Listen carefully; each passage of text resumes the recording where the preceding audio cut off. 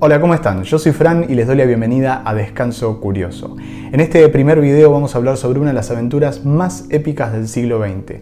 Una hazaña que captó la atención del mundo entero, llevada a cabo por 5 jóvenes argentinos que quisieron demostrar lo mucho que se puede lograr cuando hay voluntad de hacerlo. La Expedición Atlantis. Argentina, década de 1980. Alfredo Barragán, un joven abogado nacido en la ciudad de Dolores, provincia de Buenos Aires, estaba obsesionado con una teoría. Cristóbal Colón quizás no fue el primero en llegar a América por vía marítima. Él decía que 3.500 años antes de la llegada de Colón, navegantes africanos pudieron haber llegado al continente americano por accidente, en embarcaciones precarias movidas por las corrientes marinas y los vientos.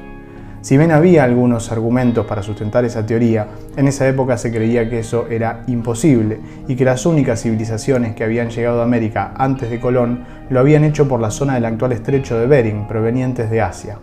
Pero este rechazo general significó para Barragán un desafío y, fiel a su espíritu aventurero, se le ocurrió cruzar él mismo el océano Atlántico desde África hacia América en una balsa de madera similar a las de aquel entonces, guiado únicamente por una vela y propulsada por las corrientes marinas y los vientos. Para poner su plan en marcha, Barragán necesitaba dos cosas fundamentales: un equipo y una balsa. Por eso recurrió al CADEI, un centro de investigaciones formado por deportistas amateurs que él integraba, y eligió a sus compañeros de aventura. El equipo estaba compuesto por 5 integrantes: el propio Alfredo Barragán, capitán al mando de la expedición; Jorge Iriberri, el segundo capitán; Daniel Sánchez Migariños, a cargo de la navegación astronómica; Oscar Giacaglia, como auxiliar y cocinero; y Félix Arrieta, un camarógrafo de la televisión pública argentina a cargo de registrar todo lo ocurrido en la travesía. El grupo comenzó a trabajar rápidamente en los preparativos que duraron 4 años. En ese tiempo diseñaron y construyeron ellos mismos la balsa, inspirados en las utilizadas en la antigüedad.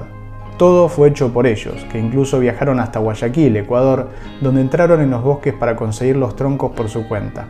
A las velas las consiguieron gracias a una donación de la fragata Libertad, que es un prestigioso buque de la Armada Argentina.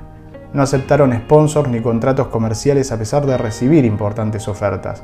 Quisieron mantenerse fieles a su estilo amateur, que hacía que el proyecto sea aún más romántico. Barragán se encargó incluso de diseñar la insignia de la expedición, que era un sol radiante atravesado por la cruz de los 4 vientos. El sol representaba la vida y la cruz de los vientos representaba la libertad. La balsa estaba construida solo con troncos y cañas unidas por cuerdas. No usaron clavos ni ningún otro material metálico. Medía 13,6 metros de largo por 5,8 metros de ancho y en el centro tenía una caseta, también de madera, a modo de refugio. Una vez terminada, fue enviada a Tenerife, al sur de España. La idea era partir desde el puerto de Tenerife, en las Islas Canarias, uno de los territorios españoles en África, y cruzar el océano Atlántico para llegar a La Guaira, Venezuela, al norte de Sudamérica. Para tener una idea, tenían que navegar alrededor de 5.900 kilómetros. Obviamente casi nadie creía en ellos, pensaban que era una locura y una idea imposible cruzar el océano Atlántico en una balsa sin timón y llegar exactamente al lugar deseado. Decían que lo más probable era que se pierdan en el medio del océano. Recordemos que en esa época aún no existían los sistemas modernos como la navegación por GPS. Solo podían usar el método tradicional de navegación astronómica, es decir, guiándose por la posición de los astros, y comunicarse únicamente a través de un equipo de radio.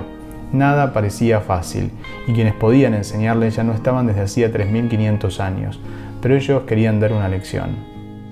Después de 4 largos años, finalmente llegó el día. 22 de mayo de 1984. El sueño llegaba al mar. Los 5 aventureros, que en promedio tenían 35 años, salieron del puerto ante la mirada atónita de todos, pero a partir de acá quedarían ellos solos, con la balsa y el mar. Félix Arrieta, el camarógrafo, confesó a los pocos días de salir que no sabía nadar, y a partir de ese momento tuvo que realizar parte de la travesía atado, pero aún así se las arreglaba para hacer un trabajo perfecto. Al principio todo iba bien, pero los días empezaron a sufrir el sol, la constante humedad y la sal del océano. Comenzaron a tener vómitos, heridas en la piel y perdían demasiado peso. Su físico se estaba deteriorando. Ellos trataban de levantarse el ánimo mutuamente como podían, con humor, con juegos, con charlas, todo servía en ese momento. Pero como se acercaban al paralelo del Ecuador, el sol era cada vez más fuerte, las quemaduras y la insolación en el medio del océano podían ser mortales. La situación era tan grave que se les ocurrió usar grasa con la que protegían los alimentos para cubrirse el cuerpo como si fuera crema humectante. Cuando llevaban un mes de navegación llegó la primera lluvia y por primera vez pudieron quitarse la sal del cuerpo, pero luego llegó la primera tormenta y las olas eran muy grandes. La balsa crujía por todas partes, la vela se rompió y corrían el riesgo de que la embarcación se dé vuelta, así que tuvieron que poner en el medio de la tormenta una vela de repuesto. Además tuvieron que tirar parte de la comida que con la tormenta se había mojado y empezaba a pudrirse. Encima de todo esto, en una de las comunicaciones por radio les advirtieron que según la posición que ellos marcaban habían tomado una ruta muy peligrosa. El problema era que al acercarse a América, la corriente de Brasil los llevaría al norte del Mar del Caribe, que en esa época era plena zona de huracanes. Pero en ningún momento se quebró la armonía entre ellos, sino todo lo contrario. Las dificultades ya habían unido al grupo y todos se ayudaban mutuamente. Durante los días siguientes en el cielo solo se veían nubes, por eso ya no tenían una referencia y directamente no sabían en qué parte del océano estaban. Después de casi 50 días de estar navegando empezaron a aparecer pájaros y algunas ramas. Esto les dio esperanza, sabiendo que se acercaban a tierra, pero no tenían idea de a dónde estaban llegando. Unos días después se cruzaron un barco pesquero y eran las primeras personas que veían en un mes y medio. Se pudieron contactar con la radio y el pesquero les preguntó si ellos eran los que venían desde África en balsa y se dio un momento épico. Atención al pesquero Maratún, esta es la balsa Atlantis, le pide un comprendido cambio. Balsa Atlantis, aquí el pesquero Maratún, comprendido, necesita la ayuda, cambio. Afirmativo, necesito que me confirme si realmente estamos al sudoeste de Grenada, cambio. Tranquilo. Balsa Atlantis, correcto chicos, están a 10 millas de la isla de Testigo, bienvenidos a América. Todo era alegría y emoción en el grupo por lo que estaban logrando. Ellos lloraban, se abrazaban y hasta se tiraban al agua. Después de 52 días de navegación, el 12 de julio, llegaron precisamente a La Guaira, exactamente donde Barragán había predicho. Cuando llegaron al puerto, los barcos que estaban en el lugar los recibieron haciendo sonar sus bocinas y las noticias internacionales hablaban de la gesta que habían realizado. Al llegar a tierra, Barragán brindó una entrevista en la que pronunció una frase que quedaría en la historia: que el hombre sepa que el hombre puede.